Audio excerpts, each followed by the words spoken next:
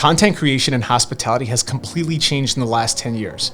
The big glossy magazine shoot where the production crew shows up for a full day and delivers 10 photos 2 months later, that's not the game anymore. The game is now speed, authenticity, and showing people why they should care about your place before they've ever walked through the door. Here's what happened. Instagram used to reward perfection. Curated feeds, matching color palettes, every single post looking like it belonged in a cookbook. And it worked for a while, but scroll through restaurants and bars that are actually crushing it now. What do you see? Same day specials, candid moments, behind the scenes chaos, a cook plating a dish with their bare hands while the ticket printer's going off in the background, real people eating real food. That stuff connects because it feels like you're actually there.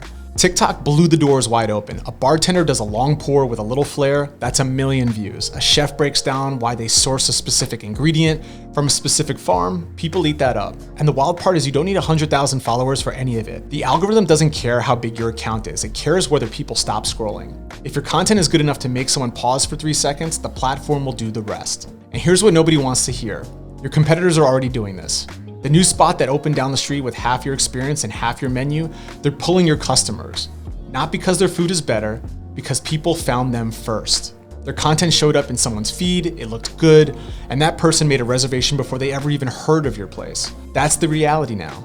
Discovery happens on a phone screen before it happens on a sidewalk. So what does winning content look like in 2026?